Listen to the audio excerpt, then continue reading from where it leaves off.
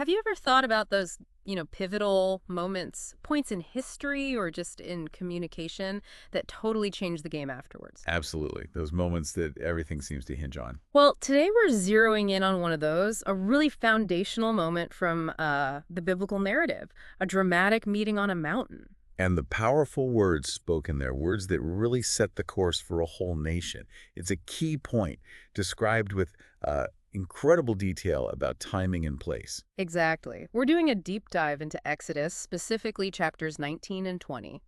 And we're looking at a particular question raised by one specific source, Look is, the timing. When exactly did the Israelites get to Mount Sinai? And, crucially, when did they receive the Ten Commandments? okay, and what's our guide for this? Which source are we using? We're looking at a text by R.E. Burden called The Seventh Sabbath and the Ten Commandments. Ah, Burden. Yeah. Yeah, this source definitely has a unique approach. It really does. The author uses their own translation, the DDSV, so we'll be quoting from that. And what I find fascinating is how dedicated they are to the original Hebrew.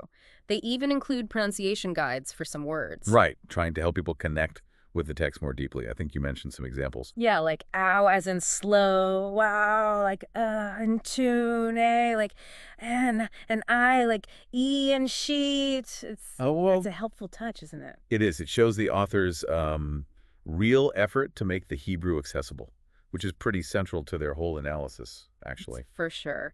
So our mission today: unpack this source, understand its main arguments, explore this debate about the arrival timing it highlights, and really get a feel for the significance of what happened at Sinai, the encounter, the commandments themselves. Okay, sounds good. And this source, it jumps right into that timing debate, doesn't it? It does. No messing around. The big question is, when did the Israelites arrive in the wilderness of Sinai, or Sin, as the source transliterates it? Was it the first day of the third month or the 15th? And this source, it has a very definite answer. Which is the first day, right? Exactly. The author argues strongly for the first. They point to Exodus 19, verses 1 and 2 in their DDSV translation. It says, on the third Kalends, Hadesh, they arrive in the wilderness of Sinai. And that word, Howdish, is key. It's everything for this argument. The author cites Gesenius's Hebrew and Chaldee lexicon. A standard reference. Right. And Gesenius defines Howdesh as the new moon, the day of the new moon, the kalends of a lunar month, the first day of the third lunar month. Pretty clear. And didn't the author mention they sort of figured this out themselves first? Yeah, they did. They reached this conclusion through their own study before finding that Gesenius backed them up. So it wasn't just relying on the lexicon, it was their reading of the whole picture. And there's more to it than just the definition, isn't there? Something about the journey. Yes, the logistics. The author believes arriving on the first makes the whole timeline plausible. Plausible for reaching Mount Sinai by the seventh Sabbath after leaving Egypt. Okay, why the seventh Sabbath specifically? Because in this source's interpretation, that's the day the Ten Commandments were actually given. And if they arrived on the first of the month, it gives them enough time for the 2 days of preparation needed before meeting Yahweh. Got it. So for this source, the first day arrival is essential. It makes the sequence work leading up to the giving of the law on that specific Sabbath. Makes sense within their framework. So how do they argue against the other view, the more common one maybe, that they arrived on the 15th? Well, the source acknowledges the traditional view puts the arrival on the 15th. And they note, interestingly, that this is the same date the Israelites originally went into Egypt generations before. Huh. Symbolic connection there, maybe. Perhaps. But the author's main counter-argument is practical.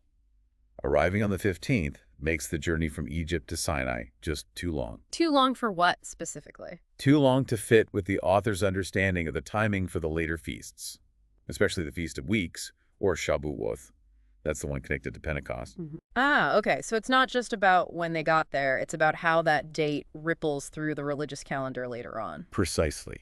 And the source is, well, let's just say they strongly disagree with the implications of a 15th day arrival for calculating Pentecost. They actually call it a golden calf Pentecost. Wow, golden calf Pentecost. That's quite a phrase. Where does that connection come from? The author links it to an Egyptian celebration. Specifically the worship of Hathor, the bull goddess. They bring up scriptures that warn against copying pagan worship practices. Don't ask how they worship their gods and then do the same. Okay. So the implication from the source is that using a calendar calculation that leads to this 15th day arrival timing might even accidentally align with or echo those pagan timings. And they see that as dangerously close to the idolatry seen later with the actual golden calf incident. Man. So a debate about whether it's the first or the 15th day of the month. This author sees it as having massive theological weight, potentially linking a wrong calendar calculation to paganism. It really shows how important they consider getting this initial timing right. It's foundational for everything that follows, including worship practices. It raises that question, doesn't it? Yeah. About how religious calendars are set. Is it purely internal textual evidence like the new moon?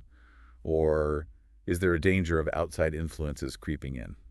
Definitely something to think about. Does the source offer any other, maybe external evidence to support their timeline? They do mention one thing, an archaeological find. Apparently, an ancient Hebrew graveyard was found west or northwest of Mount Horeb. Which this source identifies with Jabal al-Lawz. Yes, near the wilderness of Sinai, according to their geography. Okay, but how does a graveyard help with the timing? Well, the author suggests this location makes sense if it's where they buried those who died in the battle at Rephidim. Rephidim. That was before Sinai, right? On the way. Exactly. The author places Rephidim east to the northern part of Horeb and the wilderness of Sinai to the west. So finding a graveyard on the western side near Sinai fits the idea that it's kind of on the way after that battle. It supports their sequence. Yeah. Battle at Rephidim, then arrival at Sinai. Okay. So the case for the first of the month in this source rests on the meaning of Howdesh, the travel logistics, the impact on feast days, avoiding pagan parallels, and maybe even this graveyard location. Pretty much sums up their argument on the when, which naturally leads us from the timing to the actual event itself. The what? The encounter at Sinai. Right. And this is where the narrative just explodes, doesn't it? The source uses Exodus 19, mostly the NASB 95 translation for this part, to describe the lead-up. Moses, or Moshe, tells the people to get ready. Yeah, prepare for the third day. And there's that specific instruction, don't go near a woman. It really emphasizes the need for ritual purity, for consecration before this divine encounter. And then that third day morning arrives. Wow. The description. Thunder, lightning flashes, a really thick cloud on the mountain. And a trumpet sound. Not just any sound, but described as very loud. So loud, it made the whole camp tremble. You can almost feel it. It's pure awe and maybe quite a bit of fear. Then Moses leads them out of the camp, to the foot of the mountain, to meet the Almighty Creator, face to face, so to speak. And the mountain itself. The text says it was completely covered in smoke because Yawhuwwawh descended in fire. Smoke rising like a furnace, it says. And the whole mountain quaking violently. Just imagine standing there seeing that. Unbelievable. And the trumpet sound just keeps getting louder and louder. Then Moses speaks, and Yahweh answers him with thunder.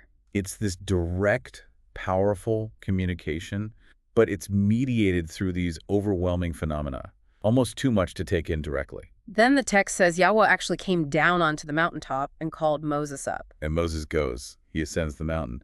But then there are more warnings, right? Yes. Yahweh tells Moses basically, go back down, warn the people again, seriously. Set a boundary, don't let them break through to try and see me or they'll die. And it wasn't just the ordinary people. The source points out the text specifically warns the priests too. Even those who are allowed to come near need to consecrate themselves properly, or Yawhuwwawh might break out against them. It really drives home the holiness, the separation, the sheer danger involved in approaching the divine so closely. Moses' reply is interesting, though. He kind of says, but they can't come up. You already told us to set boundaries and consecrate the mountain. Yeah, like we did that, but the warning gets repeated anyway, even stronger. Exactly. Yahweh says, go down, then come back up, you and Aaron. But definitely don't let the priests or the people break through, or else. The message is crystal clear. Strict boundaries, serious consequences. So Moses goes down and tells them. What an intense setup, all this incredible, terrifying display. It's the prelude to the main event, isn't it? Receiving the 10 Commandments. This is the core moment, Exodus 20. The text says the Almighty Creator spoke all these words directly to the people gathered there. Starting by identifying himself, right? I am Yawhuwwawh, your Almighty Creator, who brought you out of the land of Egypt, Mitzrayim, out of the house of slavery, establishing who he is and what he's done for them. His credentials, basically. And then come the commandments. The source lists them from the DDSV translation of Exodus 20. Yeah, the foundational rules. Things like, no other gods before me. Don't make idols, don't worship them, I'm a jealous God. Don't misuse, or as the DDSV puts it, destroy the name of Yawhuwwawh. Remember the Sabbath day, the Shabbath, keep it holy.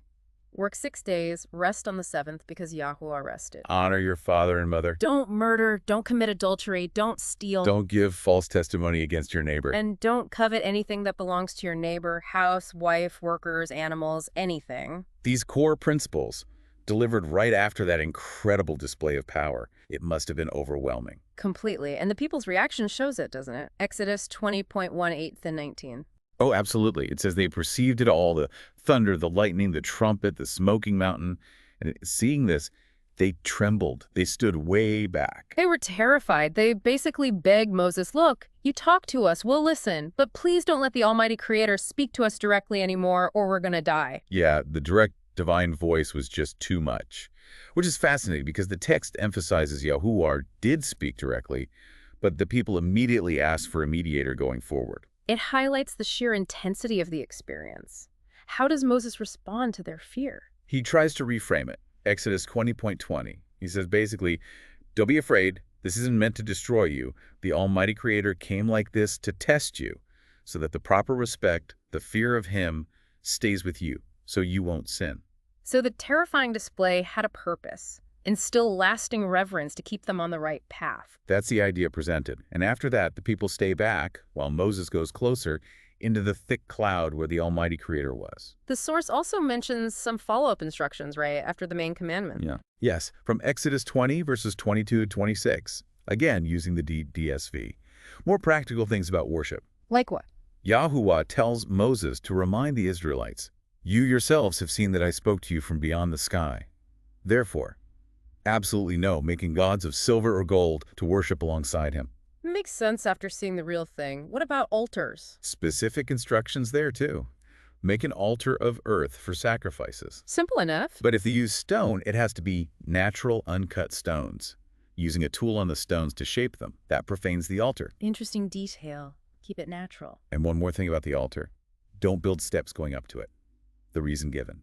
To avoid exposing nakedness as they ascend. Wow. So even in the wilderness, right after this huge cosmic event, there are these very specific practical rules about how to approach worship properly. Exactly. This source really captures that blend, the massive, awe-inspiring encounter, immediately followed by these down-to-earth instructions for life and worship, both presented as direct divine commands.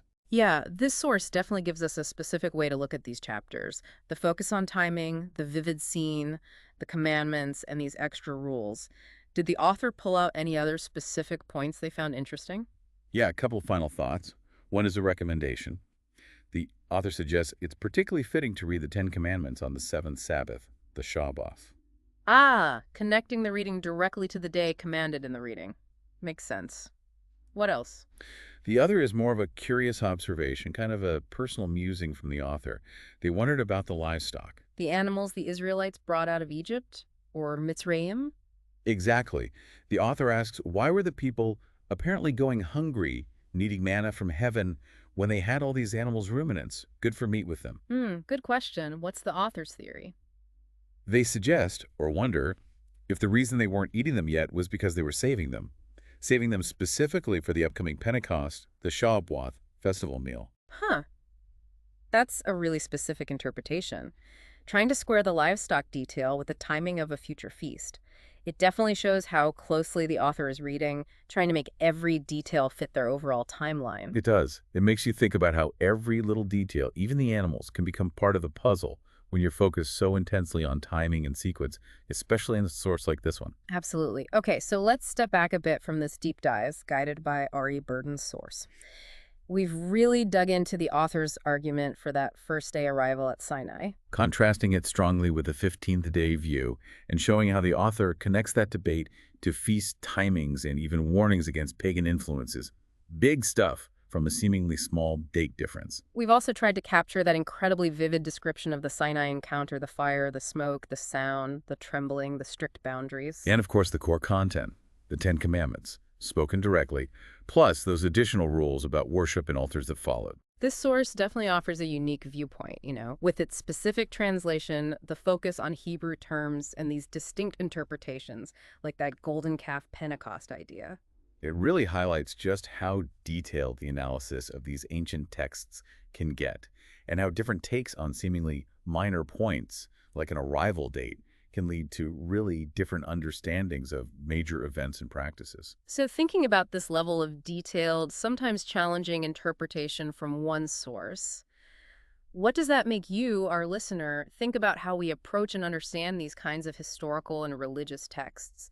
Does it encourage you to dig into the details yourself, or maybe just appreciate the complexity involved? It certainly shows that wrestling with these texts often means engaging with multiple perspectives and seeing the intricate ways people try to piece together history and meaning for the words we have. Definitely something to mull over as you reflect on this incredible foundational meeting at Mount Sinai.